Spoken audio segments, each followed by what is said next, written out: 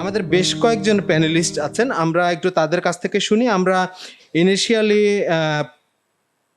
12 minute করে শুনবো। 12 মিনিটের মধ্যে আশা করছি কথা শেষ হয়ে যাবে। যদি শেষ না হয় তাহলে আমরা আরো 2 মিনিট গ্রেজ নিব, কিন্তু আমরা চেষ্টা করবো এর মধ্যে কথা শেষ করার জন্য। কলিগস সামনে যারা আছেন, আপনাদের কোনো প্রশ্ন থাকলে একটু নোট রাখবেন। আমরা একটু প্রথমে শুনি আমাদের কার কাছ থেকে শুনলে ভালো হয়। আমরা প্রথমে একটু শুনি, আমাদের সাথে আছেন ইটকল থেকে নাসরুম মিন আল্লাহ, ইউনিট হেড ইনফ্রাস্ট্রাকচার ফাইন্যান্স, ইটকল। আমরা একটু তার কাছ থেকে শুনি। আমার ধারণা সরকার, উনি কি আছেন?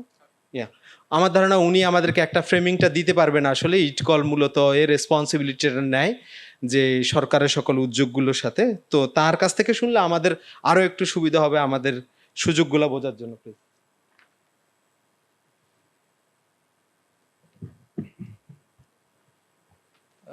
Thank you so much. Assalamu alaikum, dear respected colleagues from the banking sector and everybody in the audience. আজকের টপিকটা আসলে বেশ বড়। এনার্জি ট্রানজিশন যদি বলেন, it's not just only in renewable energy, it includes things even like energy efficiency as well. So I listened to what Gaurangi said, and thank you so much. There was quite a lot of points in there. I will try to focus more on the infrastructure side and leave the banking to my experienced banking colleagues here. But I'll just start with one point which I think everybody in the banking sector definitely knows. Sorry, আমি যদি বাংলা বলি এটা কি একটু better হবে সবাই? আচ্ছা আচ্ছা, বাংলাভাষী। আচ্ছা, তাহলে যেটা হচ্ছে যে ব্যাংকারদের সবসময় একটা বড় প্রবলেম আছে, যেটা হচ্ছে তাদের অ্যাসেট টু লায়াবিলিটি ম্যাচ করতে হবে। সো এই কারণে একটা কোশ্চেন আসছিল, একটা পয়েন্ট ছিল যে টেনর, এক একটা লোনের মেয়াদ দেখা যায় যে যথেষ্ট পরিমাণ না। আমি বলবো না স্পেসিফিক্যালি কোনো নাম্বারে বলবো না, আমি বলবো যে একটা প্রজেক্ট করতে গেলে যেই পরিমাণ লম্বা সময় টেনার প্রয়োজন হয়, সেটা হয়তো বা ব্যাংকাররা দিয়ে সাপোর্ট করতে পারছে না। সেটার কারণ হচ্ছে ব্যাংকারদের যে ডিপোজিটটা আসে সেটাও অনেক শর্টার টেনারে আসে। একটা গ্রিড টাইড সোলার প্রজেক্ট অথবা যদি আরও অ্যাডভেঞ্চারাস প্রজেক্ট বলে, যেরকম উইন্ড পাওয়ার নিয়ে কথা হচ্ছিল এখানে ইয়েতে, তো it's a more up and coming project. এখনো এই ধরনের প্রজেক্ট বাংলাদেশ আসেনি, বাট পোটেনশিয়াল আছে। উইন্ড বলেন, মেরিন রিনিউয়েবলে অফশোর উইন্ড আছে, টাইডাল এনার্জি আছে। বাংলাদেশের অনেক নদী, অনেক riverine assets, and that is an asset for us. আমরা ওইখান থেকে যদি রিনিউয়েবল এনার্জি করতে পারি, অবশ্যই জিনিসটা দেশের জন্য ভালো। কিন্তু এটা করতে গেলে যে পরিমাণ টেনর দিতে হবে, একটা লোনের মেয়াদ দিতে হবে, সেটা একটা ব্যাংকের, কমার্শিয়াল ব্যাংকের পক্ষে সবসময় সম্ভব নাও হতে পারে। And that's okay, because there are financial sector তো শুধু ব্যাংকের মধ্যে না, এটা there are capital markets, there are bonds, other instruments, যেটা লঙ্গার দীর্ঘমেয়াদী সাপোর্টটা দিতে পারবে। So that's important.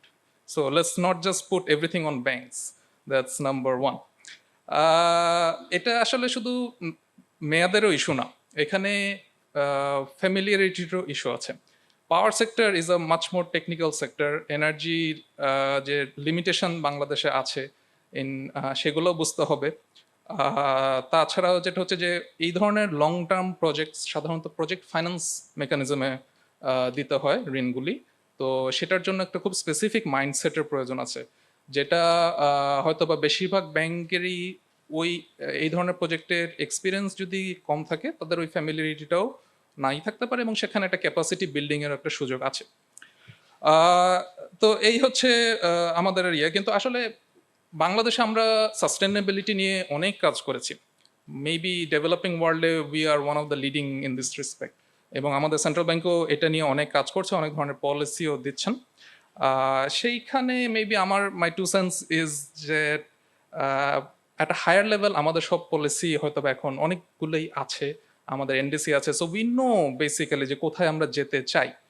বাট একটা জিনিস হচ্ছে যে once you have a high level policy, এরপর আরও একটু ভেঙে বলা দরকার যে কোন সেক্টর কি কাজ করবে, তাদের আরও মোর স্পেসিফিক অবজেক্টিভটা কি হওয়া উচিত। আচ্ছা, আরেকটা জিনিস হচ্ছে যে এই যে রোলগুলো ডিফাইন করে সবাইকে অ্যাসাইন করে সবার থেকে বাই ইন নেওয়াটাও প্রয়োজন। একটা হচ্ছে যে আমরা হয়তো ব্যাংকদেরকে টার্গেট দিয়ে দিলাম যে আপনারা 5% অফ ইউর লোনস রিনিউয়েবলে দিতে হবে, গ্রিনে দিতে হবে, but is that the entire story? No, because banks are working with the private sector. So private sector সাইডেও এই বাইনটা দরকার, যে আপনারাও যে একটা নতুন প্রজেক্ট করতে যাচ্ছেন, incorporate some renewable elements to it. Think of a solar rooftop, think of ETPs. এবং বাংলাদেশে এখনো এই যে গ্রিন ব্যাংকিং, এই জিনিসটা হতে পারে যে সবার ইয়েতে নাই, মাইন্ডসেটের মধ্যে নাই জিনিসটা। একটা commercial bank, and I am saying it's a lot of banks, হ্যাঁ, আই এম শিওর যে people like Citi bank, IDLC, they have done wonderfully in this sector, but সব ব্যাংকের কিন্তু মাইন্ডসেট ওরকম না। তো অনেকেই আছে যে, and they're more like traditional banks, they think more in terms of credit worthiness, যে একটা জায়গায় যে আমি লোন দিব সেটার based on relationship with the client, সেটা বেসড অন ঋণটা উঠে আসবে কিনা, এটাও একটা পয়েন্ট গৌরাঙ্গদা রেজ করেছে। সো হ্যাঁ, banks will think like that because banks are private sector players. So গভর্নমেন্টের সাইড থেকে অথবা সেন্ট্রাল ব্যাংক রেগুলেটর সাইড থেকেও ওই জিনিসটা ইজ দেয়ার, যে they are driving the sector towards where it needs to go. But private সেক্টরের সাথে একটা কনসালটেশন করে, এবং এই জিনিসটা যদি আমরা আরো এনকারেজ করতে পারি যে to for the private sector to as well come forward, সেটাও আই থিঙ্ক অনেক ইম্পর্টেন্ট। আচ্ছা, আমি একটা জিনিস মেবি ইয়ে করতে চাই যে বাংলাদেশে আসলে যত সাস্টেনেবিলিটি এবং রিনিউয়েবল নিয়ে যেই সব অর্গানাইজেশনের অনেক দেখবেন যে সামনে সারিতে আছে, they usually tend to have partnerships with foreign organizations, DFIs, and সেখান থেকে আসলে অনেক ধরনের নলেজ ট্রান্সফার হয়, মেবি টু সাম এক্সটেন্ট অনেক কমপ্লায়েন্স রিকোয়ারমেন্টও আসে যে এই ধরনের জিনিস আমরা দেখতে চাই, and that's a good thing because this is a global village. ওই সাইডে ইন দ্য ওয়েস্টার্ন ওয়ার্ল্ড যা কিছু হচ্ছে, নতুন যে থট প্রসেস আসছে, বেস্ট প্র্যাকটিস, নিউ কমপ্লায়েন্সেস, এই জিনিসটা যত তাড়াতাড়ি আমাদের দিকে আসবে ততই আমরা আরও বেশি জানবো এবং ইয়ে করতে পারবো। বাট আমাদেরও যেই টার্গেটগুলো সেট হচ্ছে maybe in consultation with foreign partners, সেটাও বাংলাদেশের জন্য রিয়েলিস্টিক হতে হবে। তো it's good to have targets, but maybe we also need to think about যে কতটুকু আমাদের পক্ষে অ্যাচিভ করা সম্ভব। সেই হিসাবেই আমাদের টার্গেট সেটিংটাও ইম্পর্টেন্ট, এবং এই রোলটা যেটা আমি একটু আগে বলছিলাম যে মেবি রোলগুলো ডিফাইন করে সেট করা উচিত। সো মেবি বাংলাদেশ ব্যাংক অথবা রেগুলেটর অথবা the government can play a more proactive role.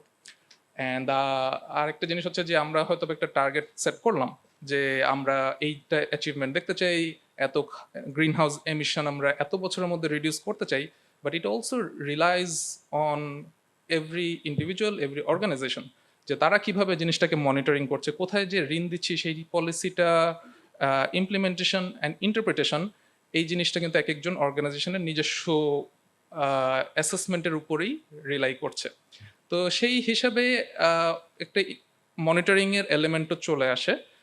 আমার মনে হচ্ছে যে এখনো বাংলাদেশ ব্যাংক আসলে more on the policy making side, which is natural. It's a নতুন সেক্টর যেটা বাংলাদেশেও হচ্ছে, পৃথিবীতেও হচ্ছে। দাদা বলেছিলেন যে আমাদের স্কিল ম্যান পাওয়ারটাও এখনো ওভাবে ডেভেলপ হয়নি, উইচ ইজ গুড, বাট হচ্ছে। কিছুদিন আগে আমরা দেখছিলাম যে স্ট্রেডাতে যে এনার্জি অডিটিং করার প্রয়োজন, এরকম ইয়ে কিন্তু বাংলাদেশে এনার্জি অডিটর ছিলেন না, কিন্তু এখন আপনারা দেখবেন যে বেশ কয়েকজন ট্রেন্ড আপ হয়েছেন, এবং ইন দ্য গোয়িং ফরওয়ার্ড ইনশাল্লাহ এটা আরও বেশি হবে। তো আমার পয়েন্ট হচ্ছে যে এখানেও বাংলাদেশ ব্যাংকের অথবা রেগুলেটরদের ওইভাবেই ইয়ে করতে হবে, যে মনিটরিংটাকেও স্টেপ আপ করা প্রয়োজন। আচ্ছা, just going quickly back to maybe solar power, যেটা বাংলাদেশে রিনিউয়েবল এনার্জিতে প্রবাবলি দ্যাট সবচেয়ে মোস্ট পপুলার, এবং সবারই এটার সাথে একটা ফ্যামিলিয়ারিটি আছে। তো এখানে যদি আপনি জিজ্ঞেস করেন যে ব্যাংকদের রোলটাকে, আমি একটা বলেছি অলরেডি যে ওনাদের অ্যাসেট লায়াবিলিটি একটা মিসম্যাচের ইস্যু আছে, বাট আই ফিল দ্যাট বাংলাদেশেও এটা they are strong candidate for bank financing. সেটার কারণ হচ্ছে যে you have guaranteed of take in this market, there are no risk of curtailment. হ্যাঁ, কারণ বাংলাদেশে যত ডিমান্ড তার চেয়ে তো অনেক কম প্রোডাকশন হচ্ছে, অ্যান্ড যেভাবে আমাদের প্রাইসিং ট্যারিফ স্ট্রাকচার, তাতে যে কোনো এইচএফওর তুলনায় these are lower cost for the government. মানে মেরিট লিস্ট যেটা আছে বিপিডিবির, সেটাতে দেখবেন যে এটা সবসময় মিড মেরিট হবে, if not on the lower side. তো সরকার থেকেও there is both the commercial incentive and then there is the environmental incentive, যে we have to promote solar power. তো সেই কারণে আই ফিল লাইক যে দাদা বলছেন যে গ্যারান্টির বিষয়, তো there is market case for grid tied solar. There is also a very strong market case for solar rooftops, industrial solar rooftops, because আপনি গ্রিড থেকে যদি পাওয়ার কিনেন আপনার কত 10 টাকার কাছাকাছি পার ইউনিট, ওয়ারেজ নিজে যদি সোলার দিয়ে করতে পারেন সেটা 5 টাকার মতো। So very strong case. এটার জন্য আসলে you don't need government policy, you don't need guarantees, এটা এমনি হবে। আচ্ছা, আর রিসেন্টলি তো এখন কমার্শিয়াল পিপিপি তো হচ্ছেই, তাছাড়াও মার্চেন্ট পলিসি এখন চলে আসছে। তো ইনশাল্লাহ I feel like going forward এই সেক্টরটাকে আমি অনেক বুম হিসাবে দেখছি, যে যে again as I said that there is a very strong commercial and case for it. তো I feel I have already spoken a lot, I feel, but anyway, I'll stop there. Thank you. If you have any questions, please do ask.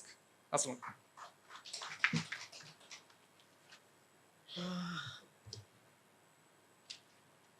Thank you very much.